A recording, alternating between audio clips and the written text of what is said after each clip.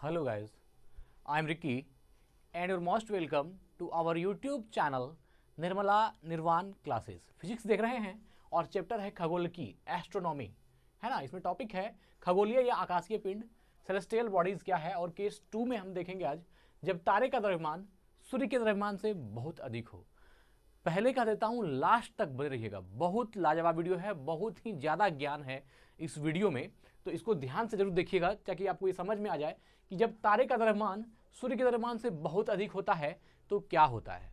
देखिए, जब तारे का द्रव्यमान सूर्य के द्रव्यमान से बहुत अधिक हो, ये केस 2 है और इसके पहले वीडियो में हमने केस 1 देखा है जिसमें तारे का द्रव्यमान जो है वह सूर्य के द्रव्यमान के बराबर था, और इस केस में तारे का द्रव्यमान सूर्य के द्रव्यमान से बहुत अधिक है।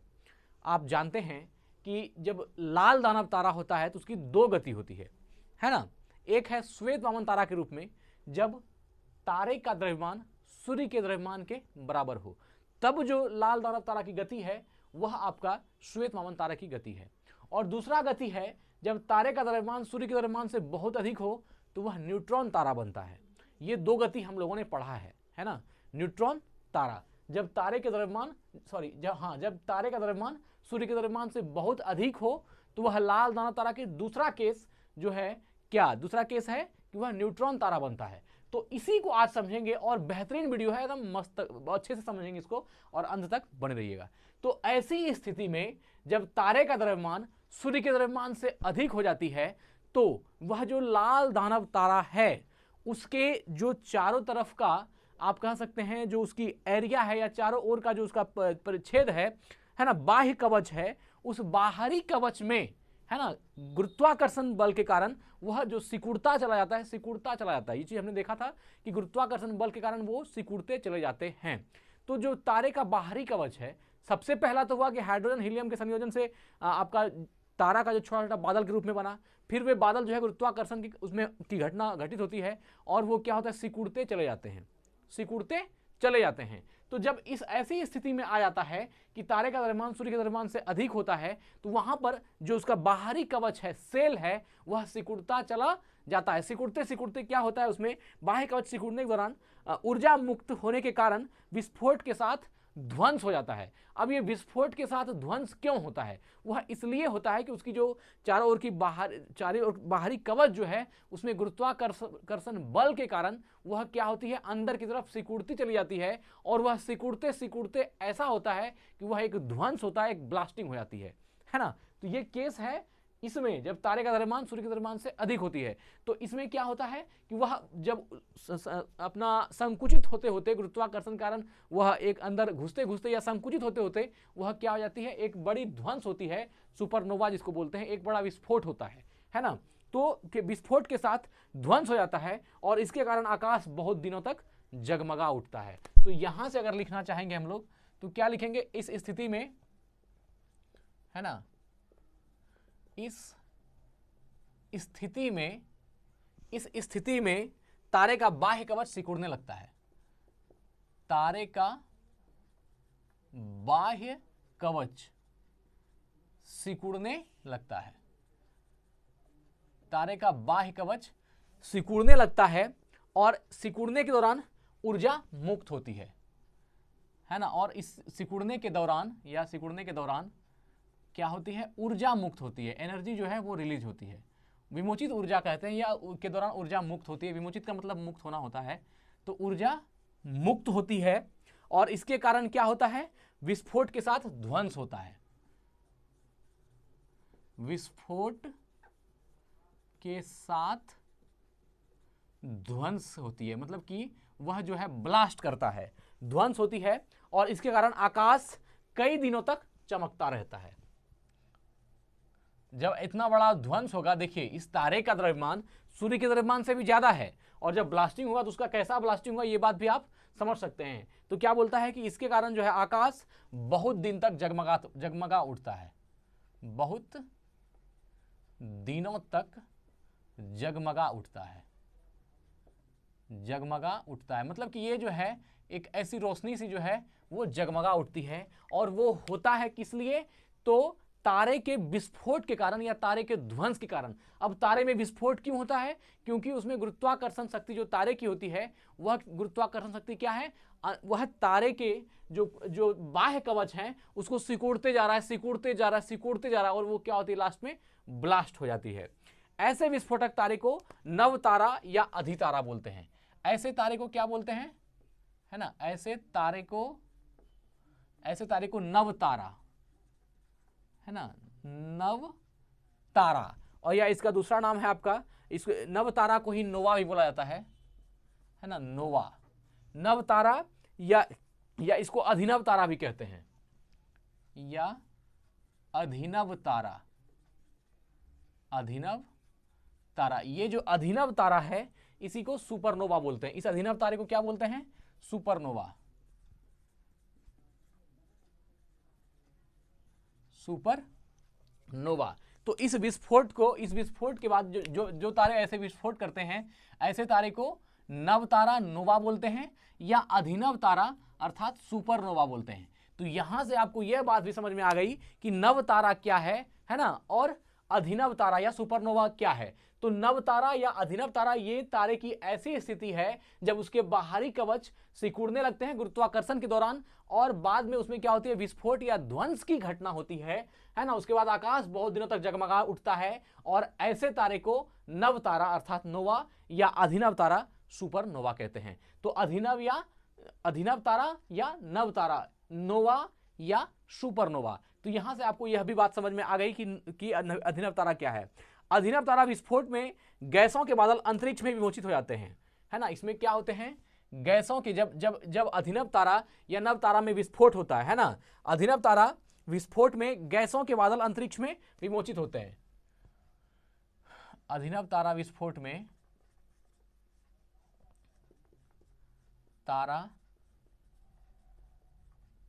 अभिनव तारा विस्फोट में गैसों के बादल अंतरिक्ष में विमोचित होते हैं। गैसों के जो बादल हैं ये अंतरिक्ष में मुक्त होते हैं। विमोचित मतलब मुक्त होता है ना। गैसों के बादल अंतरिक्ष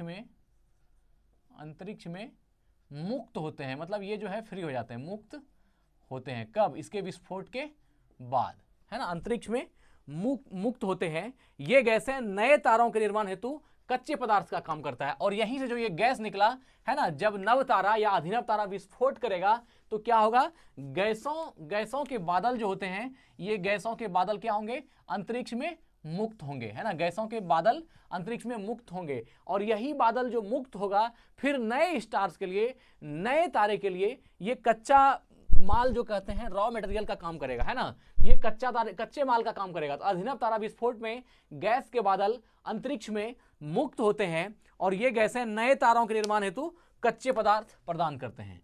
ये क्या करते हैं? नए तारों के लिए, है ना, के लिए रॉ मटेरियल या कच्चे पदार्थ बनते हैं, के लिए कच्चे पदार्थ, है ना, कच्चे पदार्थ रॉ मटेरियल प्रदान करते हैं। मतलब अब जो नया तारा बनेगा, है ना, वह किससे बनेगा? तो यह जो नव तारा है या अभिनव तारा के विस्फोट के बाद जो गैसें रिलीज होगी, है ना, गैसों के बादल अंतरिक्ष में मुक्त होंगे, यही गैसों के बादल पुनः फिर क्या करेंगे? नए तारों के लिए कच्चा पदार्थ रॉ मटेरियल प्रदान करने का काम करेंगे। अब फिर क्या होगा? इस रॉ मटेरियल से, इस कच्चे पदार्थ से फिर नए तारे का निर्माण होगा। तो ये इस तरह से जो है नए तारों के लिए भी ये तारा जिम्मेवार है। कौन? नव तारा का विस्फोट। अब है अभिनव तारा विस्फोट के बाद केवल क्रॉड, है ना, केवल क्रॉड या कोर बचा रहता है जो निरंतर सिकुड़ता चला जाता है। अभिनव तारा के विस्फोट के बाद, अभिनव तारा के विस्फोट के बाद, जब इसका विस्फोट हो जाता है, अभिनव तारा के विस्फोट के बाद, इसके जस्ट बाद केवल क्रोड बचा रहता है। केवल क्रोड, जब ये विस्फोट करेगा तो केवल क्रोड, या इसी को बोलते हैं कोर, है ना। कोर क्या होता है? तो यह तारे का केंद्रीय भाग। कोर क्या है? तो तारे का केंद्रीय भाग होता है। केंद्रीय भाग सिर्फ यह बचा होता है, बाकी सब चीज जो है वह विस्फोट में खत्म हो जाती है। गैसों के बादल अंतरिक्ष में मुक्त हो जाते हैं, लेकिन बचे हुए क्या रहते हैं? तो सिर्फ बचे रहते हैं क्रॉड या तारे का जो केंद्रीय भाग है जिसको कोर बोलते हैं, सिर्फ कोर, और जो इसका बाहरी कवच है, बाहरी कवच, ये सेल कहलाता है। क्या कहलाता है? सेल। यह सेल भी जो है ना, ये सेल भी खत्म हो जाता है, लेकिन बचा हुआ रहता है कोर, जो कि अंदर वाला भाग है, क्रॉड, जो सेंटर है ना, कह सकते हैं तारे का केंद्रीय भाग है ना, ये बचा रहता है और निरंतर सिकुड़ता चला जाता है, बचा रहता है और क्या है? सिकुड़ता चला जाता है, सिकुड़ता चला जाता है। ये धीरे धीरे क्या होता है? सिकुड़ता चला जाता है, मतलब और सिकुड़ते ही रहता है। सेंटर में जो कोर है ना, क्रॉड या कोर है, वह भी सिकुड़ता चला जाता है और सिर्फ केंद्रीय भाग जो है कोर, यही बचता है, बाकी सब चीज खत्म हो जाता है ना। विशाल गुरुत्वाकर्षण बल है ना, विशाल गुरुत्वाकर्षण बल क्रोड को संपीड़ित कर उसके पदार्थ का घनत्व असीमित मात्रा में बढ़ा देता है। ये जो विशाल गुरुत्वाकर्षण बल है, जिसके कारण कि वो अभी भी सिकुड़ रहा है, विशाल गुरुत्वाकर्षण बल है ना, विशाल गुरुत्वाकर्षण बल क्रॉड को संपीड़ित करता है, क्रॉड को संपीड़ित करता है, क्रॉड को संपीड़ित करता है और संपीड़ित कर उसके पदार्थ का घनत्व असीमित मात्रा में बढ़ा देता है। संपीड़ित कर उसके पदार्थ का घनत्व है ना, संपीड़ित कर उसके पदार्थ का घनत्व असीमित मात्रा में, कितनी मात्रा में? असीमित मात्रा में बढ़ा देता है, बहुत ज्यादा बढ़ा जाता है, असीमित मात्रा में बढ़ा देता है, बहुत ही ज्यादा मात्रा में क्या होता है? बढ़ा देता है। अब जो ये है, ये चूंकि विशाल गुरुत्वाकर्षण बल क्रॉड को तो संपीड़ित कर ही रहा है, उसके पदार्थ के अंदर का जो घनत्व है, जो डेंसिटी है, वह असीमित मात्रा, मतलब साधारण नहीं, असीमित मात्रा में, बहुत ही ज्यादा मात्रा में उसको बढ़ा दे रहा है। किसको? उसके पदार्थ के अंदर जो घनत्व है उसको असीमित मात्रा में बढ़ा दे रहा है। ये काम कौन कर रहा है? तो ये जो इसके ऊपर लगने वाला विशाल गुरुत्वाकर्षण बल है ना, विशाल गुरुत्वाकर्षण बल है, इसी के कारण यह चीज हो रहा है कि कोर नव तारा के विस्फोट होने के बावजूद भी, उसके गैसों और बादलों को अंतरिक्ष में मुक्त हो जाने के बावजूद भी, उसके केंद्र में अभी तक जो है सिकुड़न चालू है, वो विशाल गुरुत्वाकर्षण बल का ही देन है। और लास्ट में ये विशाल गुरुत्वाकर्षण बल क्या करता है? ये क्रॉड को, या जो नवतारा का जो कोर है ना, तारे का जो कोर है, उसको संपीड़ित करता चला जाता है और उसके पदार्थ का जो डेंसिटी है ना, उसके अंदर जो पदार्थ है उसकी डेंसिटी, उसके घनत्व को असीमित मात्रा में बढ़ा देता है, हल्का फल्का नहीं बढ़ाता है, ये असीमित मात्रा में, बहुत ही ज्यादा मात्रा में बढ़ा देता है। अत्यधिक संघनित पदार्थ का यह पिंड न्यूट्रॉन तारा कहलाता है। अत्यधिक संघनित पदार्थ, अत्यधिक संघनित पदार्थ का यह पिंड, अत्यधिक संघनित पदार्थ का यह पिंड क्या कहलाता है? न्यूट्रॉन तारा कहलाता है ना, न्यूट्रॉन तारा। न्यूट्रॉन तारा, जिसको आप न्यूट्रॉन स्टार कहते हैं, ये कहलाता है, न्यूट्रॉन स्टार कहलाता है। तो यहां से आप यह भी जान गए कि न्यूट्रॉन तारा क्या है, इसको हमने पढ़ा था है ना, अब इसके बारे में जान गए, हम लोगों ने जान गया कि न्यूट्रॉन तारा क्या होता है। तो यह जो है विशाल गुरुत्वाकर्षण बल जब नव तारा पे या अभिनव तारा पर लगते रहता है और उसके पदार्थों को इतना सिकोड़ देता है कि उसकी डेंसिटी असीमित मात्रा में बढ़ा देता है, और ये अत्यधिक संघनित पदार्थ का यह जो पिंड है, ये क्या कहलाता है? न्यूट्रॉन तारा कहलाता है। क्या कहलाता है? न्यूट्रॉन तारा या न्यूट्रॉन स्टार कहलाता है। अब यहां से न्यूट्रॉन तारा के बारे में जानेंगे। न्यूट्रॉन तारा क्या होता है? कहलाता है क्योंकि यह न्यूट्रॉन से बना होता है। न्यूट्रॉन तारा कहलाता है क्योंकि यह किससे बना होता है? न्यूट्रॉन से बना होता है, क्योंकि यह न्यूट्रॉन से बना होता है। अब न्यूट्रॉन से बना है इसलिए इसका नाम क्या रख दिया? न्यूट्रॉन तारा, क्योंकि यह न्यूट्रॉन से बना हुआ होता है, न्यूट्रॉन से बना होता है। न्यूट्रॉन तारे का भविष्य भी उसके द्रव्यमान पर निर्भर करता है। ये हम लोगों ने पढ़ा है क्या? न्यूट्रॉन तारे का भविष्य, न्यूट्रॉन तारे का भविष्य यह उसके द्रव्यमान पर निर्भर करता है, उसके द्रव्यमान, उसके मास पर, उसके द्रव्यमान पर निर्भर करता है, डिपेंड करता है उसका द्रव्यमान कैसा है, द्रव्यमान पर निर्भर करता है। द्रव्यमान अधिक होगा है ना, द्रव्यमान अधिक होगा तो न्यूट्रॉन तारे का भविष्य अधिक होगा। इसलिए साफ कह दिया कि न्यूट्रॉन तारे का जो भविष्य है, न्यूट्रॉन तारे की जो फ्यूचर होती है वह उसके मास पर डिपेंड होती है, उसके द्रव्यमान पर डिपेंडेंट होती है, उसके मास पर निर्भर करती है। यह ऑब्जेक्टिव प्रश्न बहुत महत्वपूर्ण है। न्यूट्रॉन तारे का भविष्य उसके द्रव्यमान पर निर्भर करता है, ये बहुत अच्छी बात है, याद रखिएगा ऑब्जेक्टिव में, है ना। उसके द्रव्यमान, भारी न्यूट्रॉन तारे में अत्यधिक मात्रा में द्रव्यमान अंततः एक ही बिंदु पर संकुचित हो जाता है, पैक हो जाता है ना। भारी न्यूट्रॉन तारे में, भारी न्यूट्रॉन तारे में, जो भारी न्यूट्रॉन तारा है ना, भारी न्यूट्रॉन तारे में अत्यधिक मात्रा में द्रव्यमान,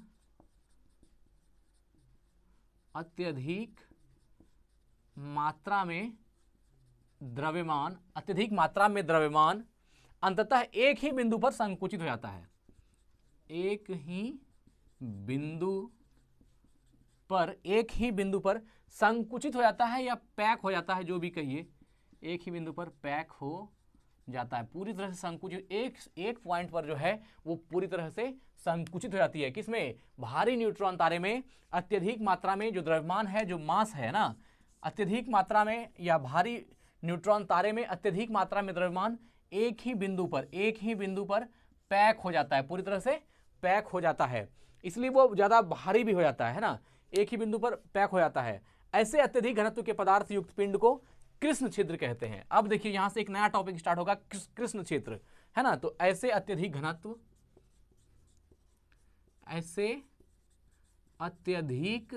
ज्यादा डेंसिटी वाला, है ना, ऐसे अत्यधिक घनत्व के पदार्थ युक्त पिंड को, पदार्थ युक्त पिंड को कृष्ण छिद्र या ब्लैक होल कहते हैं, कृष्ण छिद्र या ब्लैक होल कहते हैं। ये हो गया आपका। अब यहां से एक न्यू टॉपिक का आगाज होता है कि कृष्ण छिद्र क्या है या ब्लैक होल क्या है। तो आपको यहां पर बात समझ में आ गई होगी कि कृष्ण छिद्र या ब्लैक होल क्या है। तो भारी न्यूट्रॉन तारे में अत्यधिक मात्रा में द्रव्यमान एक ही बिंदु पर पैक हो जाता है या एक ही बिंदु पर संकुचित हो जाता है।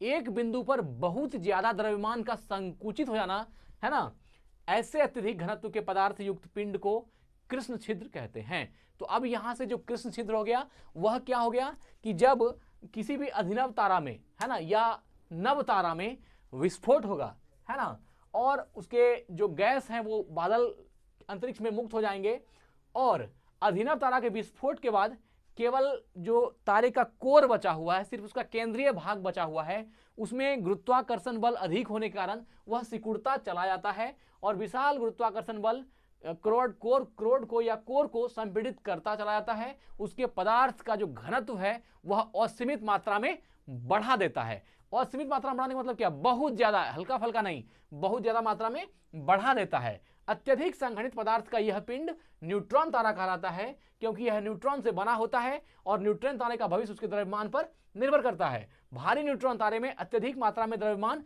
एक ही बिंदु पर पैक हो जाता है या एक ही बिंदु पर संकुचित हो जाता है। ऐसे अत्यधिक घनत्व के पदार्थ युक्त पिंड को, ऐसे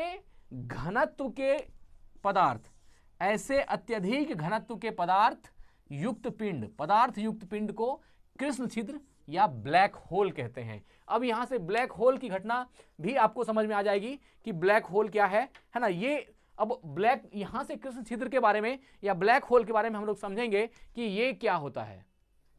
इसमें सारा खेल जो है वह डेंसिटी का है। एक बिंदु पर ज्यादा घनत्व हो जाने के कारण ये कृष्ण छिद्र या ब्लैक होल की घटना घटती है। यहां से अब यहां तो आप समझ गए होंगे कि कृष्ण छिद्र क्या है। ओरिजिनल में ये जो सुपरनोवा है या जो नोवा है, मतलब नव तारा है या जो अभिनव तारा है, उसी में जब उसके सिकुड़न में, मतलब उसमें विशाल गुरुत्वाकर्षण बल के कारण जब वो सिकुड़ता चला जाता है और उसका घनत्व असीमित मात्रा में बढ़ता है, तो यह संघनित पदार्थ को हम न्यूट्रॉन तारा कहते हैं। लेकिन न्यूट्रॉन तारा में, है ना, जब भारी न्यूट्रॉन तारे में अत्यधिक मात्रा में द्रव्यमान एक ही बिंदु पर पैक होता है। पहले नोवा तारा था, अभिनव तारा था। अभिनव तारा से सिकुड़ने के कारण वो क्या बन गया? न्यूट्रॉन तारा बन गया। अभिनव तारा से न्यूट्रॉन तारा बना, और न्यूट्रॉन तारा से क्या हो गया, जब भारी न्यूट्रॉन तारा में अत्यधिक मात्रा में द्रव्यमान एक ही बिंदु पर संकुचित हो गया तो वह कृष्ण छिद्र बन गया, ब्लैक होल बन गया। यहां पर ये जो एक ही बिंदु पर पैक हो जाता है या एक ही बिंदु पर संकुचित होने की घटना है, एक ही बिंदु पर संकुचित हो जाने की घटना, संकुचित है ना, एक ही बिंदु पर संकुचित हो जाती है। जब एक ही बिंदु पर इतना सारा द्रव्यमान संकुचित हो जाएगा तो वह क्या हो जाती है, वह कृष्ण छिद्र बनता है। तो ये 3 स्टेप में याद रखिएगा। सबसे पहला जो आपका नव तारा है ना, या फिर अभिनव तारा है, नव तारा या अभिनव तारा है, इसमें जब गुरुत्वाकर्षण इस पर लगते रहता है तो ये बाद में क्या बन जाता है, ये आपका हो जाता है आपका न्यूट्रॉन तारा। आप देखिए ये हो गया न्यूट्रॉन तारा। अभिनव तारा या जो नोवा तारा था ये न्यूट्रॉन तारा बनता है। फिर न्यूट्रॉन तारा में क्या होता है, इसमें भारी न्यूट्रॉन तारे में अत्यधिक मात्रा में द्रव्यमान एक ही बिंदु पर संकुचित हो जाता है, और इसी संकुचन के कारण ऐसे अत्यधिक घनत्व के पदार्थ युक्त पिंड को कृष्ण छिद्र कहते हैं। इसी तरह के पदार्थ को क्या बोलते हैं, कृष्ण छिद्र या ब्लैक होल बोलते हैं। तो आप यहां से नोवा को भी समझ गया आपने, सुपरनोवा को भी समझ लिया, न्यूट्रॉन स्टार को भी समझ लिया, और अब ब्लैक होल को भी समझ रहे हैं कि कृष्ण छिद्र क्या है। चलिए अब आगे बढ़ते हैं। कृष्ण छिद्र के 1 चम्मच पदार्थ का भार कई टनों के बराबर होता है। 1 चम्मच अगर पदार्थ है कृष्ण छिद्र का तो वह क्या है, बहुत ज्यादा उसकी डेंसिटी होती है। वह 1 चम्मच पदार्थ कई टन के बराबर होता है। हमने पढ़ाने के क्रम में बताया था कि कृष्ण छिद्र का 1 चम्मच जो है ना, न्यूट्रॉन तारे का 1 चम्मच जो है वह पृथ्वी पर जो आपका पर्वत पहाड़ होता है उसके जितना द्रव्यमान है उसका, एवरेस्ट का उतना इसको मान लिया जाता है कि उतना द्रव्यमान हो जाता है, उतना इसका द्रव्यमान माना जाता है। इतना ज़्यादा डेंसिटी इतना ज़्यादा हाई होती है कि यह बहुत ही कई टनों के बराबर, 1 चम्मच जो है वह कई टनों के बराबर होता है। तो न्यूट्रॉन तारा और कृष्ण छिद्र दोनों क्या है, रिश्तेदार है। न्यूट्रॉन तारा से ही कृष्ण छिद्र बना है, एकदम 100%। ये बात ध्यान में रख लीजिएगा। कृष्ण छिद्र का गुरुत्वाकर्षण क्षेत्र इतना प्रबल होता है कि किसी भी पदार्थ का यहां तक कि प्रकाश भी पलायन नहीं हो सकता। अब ये जो कृष्ण छिद्र है या जो ब्लैक होल है ना, कृष्ण छिद्र का गुरुत्वाकर्षण क्षेत्र, कृष्ण छिद्र का गुरुत्वाकर्षण क्षेत्र क्या है, बहुत पावरफुल है, बहुत इसका गुरुत्वाकर्षण क्षेत्र जो है बहुत प्रबल होता है। और इतना प्रबल होता है कि इससे और चीज तो छोड़िए, इससे प्रकाश भी पलायन नहीं हो सकता। प्रकाश भी अगर हिम्मत कर ले कि इसके ग्रेविटेशन से बाहर निकल जाएंगे तो वह पलायन नहीं होगा। प्रकाश भी है ना, प्रकाश भी पलायन नहीं कर सकता। मतलब यह जो कृष्ण छिद्र है, ब्लैक होल है, ये इसकी गुरुत्वाकर्षण क्षेत्र इतनी ज्यादा, गुरुत्वाकर्षण रेंज या गुरुत्वाकर्षण फील्ड इसकी इतनी ज्यादा होती है कि यह जो है किसी भी प्रकाश को भी अवशोषित कर लेता है अपने आप में। आप समझ सकते हैं कि कितनी ज्यादा गुरुत्वाकर्षण शक्ति है कि ये पदार्थ को भी पदार्थ भी इस पर पड़कर पलायन नहीं हो सकता है ना। पदार्थ पलायन नहीं हो सकता है का क्या मतलब है कि प्रकाश जो उस पर पड़ जाएगा उस प्रकाश को ये एब्जॉर्ब कर लेता है, अपने में अवशोषित कर लेता है, उसको बाहर की तरफ निकलने नहीं देता है। इसलिए कहा जाता है कृष्ण छिद्र का गुरुत्वाकर्षण क्षेत्र इतना प्रबल होता है कि इससे किसी पदार्थ का यहां तक कि प्रकाश भी पलायन नहीं हो सकता है। इसलिए कृष्ण छिद्र दिखाई नहीं देते हैं। और यहां पर याद रखिएगा ये जो ब्लैक होल है, कृष्ण छिद्र है, ये दिखाई नहीं देते हैं, है ना। कृष्ण छिद्र दिखाई नहीं देते हैं, मतलब दिखता नहीं है। ब्लैक होल जो है ये अंतरिक्ष में दिखता नहीं है या दिखाई नहीं देता है। यह अंतरिक्ष में गहरी अनंत खाई के समान है। इसको क्या कहा, अंतरिक्ष में गहरी अनंत खाई के समान, है ना। ये समझ लीजिए कि कितना खतरनाक है। गहरी अनंत खाई के समान, अंतरिक्ष में गहरी खाई नहीं, अनंत खाई, गहरी अनंत खाई के समान है। कौन, तो ये कृष्ण छिद्र के बारे में कह रहा है। यह दिखाई भी नहीं देगा और अंतरिक्ष में ये गहरी अनंत खाई के समान है। कृष्ण छिद्र न तो कोई विकिरण उत्सर्जित करता है और न ही किसी विकिरण को परावर्तित करता है। ये क्या करेगा, न तो विकिरण को उत्सर्जित करता है और न ही किसी विकिरण को परावर्तित करता है। तो यह भी लिख देते हैं, कृष्ण छिद्र विकिरण को उत्सर्जित भी नहीं करता है, उत्सर्जित या इमिशन नहीं करता है। और यह क्या करता है, न तो किसी विकिरण और न ही किसी विकिरण को परावर्तित करता है। और यह उत्सर्जित भी नहीं करता है और साथ ही परावर्तित भी नहीं करता है, मतलब कि वह कुछ परावर्तित भी नहीं करेगा, उससे कोई आप जो आशा सोचिएगा कि कोई विकिरण परावर्तित करेगा, वह भी नहीं। कृष्ण छिद्र किसी विकिरण को उत्सर्जित भी नहीं करता है और किसी को परावर्तित भी नहीं करता है, और यह आकाश में गहरी अनंत खाई के समान होता है, बल्कि यह सभी विकिरण को अवशोषित करता है। ये क्या करता है, जितना भी विकिरण है उसको अवशोषण करने का काम करता है, मतलब जो है सब समेट लो, है ना, अवशोषित करने का काम करता है। कौन? कृष्ण छिद्र अवशोषित, सबको क्या करता है, अवशोषित कर लेता है। जितना भी विकिरण आएगा उन सभी विकिरणों को वो अवशोषित कर लेता है ना। अतः उसको पहचानना या संसूचित करना बहुत कठिन है ना। इसको पहचानना या संसूचित करना बहुत कठिन है।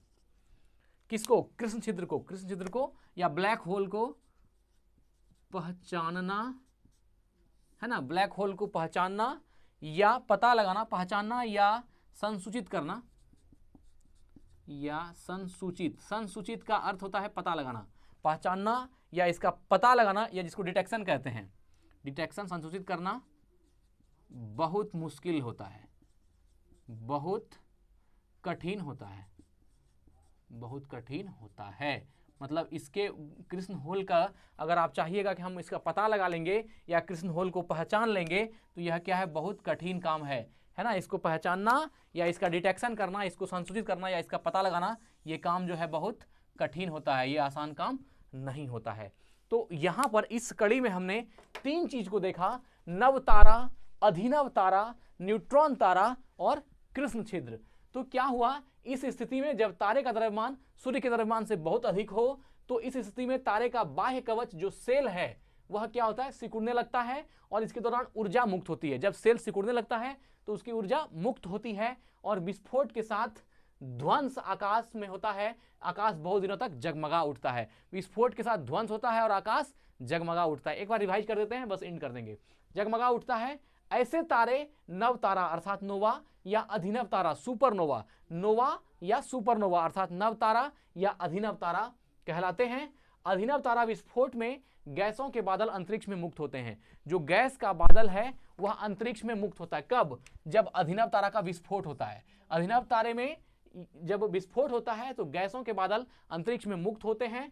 ये है ना, ये नए तारों के लिए कच्चे पदार्थ प्रदान करते हैं, रॉ मटेरियल का काम करता है। कौन? जब अभिनव तारा विस्फोट होता है तो उससे गैसों के बादल जो होते हैं, गैसों के बादल अंतरिक्ष में मुक्त होते हैं और नए तारों के लिए कच्चे पदार्थ प्रदान करते हैं। फिर नया तारा इसी से बनेगा।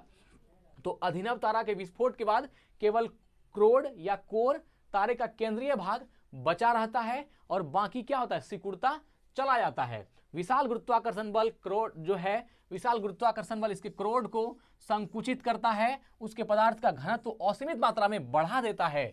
अत्यधिक संघनित पदार्थ का यह पिंड न्यूट्रॉन तारा कहलाता है। यह जब अत्यधिक संघनित पदार्थ हो जाता है तो यह क्या कहलाता है, न्यूट्रॉन तारा कहलाता है, क्योंकि यह न्यूट्रॉन से बना होता है। न्यूट्रॉन से बना है इसलिए उसको न्यूट्रॉन तारा बोल रहे हैं। न्यूट्रॉन तारे का भविष्य उसके द्रव्यमान पर निर्भर करता है। न्यूट्रॉन तारे के जो फ्यूचर है वह उसके मास पर डिपेंड करता है ना। न्यूट्रॉन तारे का भविष्य उसके द्रव्यमान पर निर्भर करता है। भारी न्यूट्रॉन तारे में अत्यधिक मात्रा में द्रव्यमान एक ही बिंदु पर संकुचित हो जाता है। एक तो भारी न्यूट्रॉन तारा है और उसमें एक ही बिंदु पर, है ना, एक ही बिंदु पर सारा द्रव्यमान क्या हो गया, संकुचित होता चला जाता है। ऐसे अधिक घनत्व के पदार्थ युक्त पिंड को कृष्ण छिद्र ब्लैक होल कहते हैं। वह जो एक बिंदु पर सारा द्रव्यमान संकुचित हो जाता है न्यूट्रॉन तारे में, वही घटना क्या कहलाती है, वही आपका कृष्ण छिद्र बनता है या ब्लैक होल बनता है। ऐसे अत्यधिक घनत्व के पदार्थ युक्त पिंड को कृष्ण छिद्र या ब्लैक होल कहते हैं। कृष्ण छिद्र का गुरुत्वाकर्षण क्षेत्र इतना प्रबल होता है, इतना मजबूत होता है कि इससे प्रकाश भी पलायन नहीं कर सकता। प्रकाश अगर आ गया तो वह उस प्रकाश को भी अवशोषित कर लेता है, मतलब प्रकाश को भी नहीं छोड़ता। कौन? कृष्ण छिद्र के गुरुत्वाकर्षण क्षेत्र के बारे में कहा जा रहा है कि वह प्रकाश को भी पलायन होने नहीं देता है। और कृष्ण छिद्र दिखाई भी, इसलिए यह दिखाई भी नहीं देता है, और यह अंतरिक्ष में गहरी अनंत खाई के समान होता है। कैसा होता है? अंतरिक्ष में गहरी अनंत खाई के समान होता है। कौन? कृष्ण छिद्र।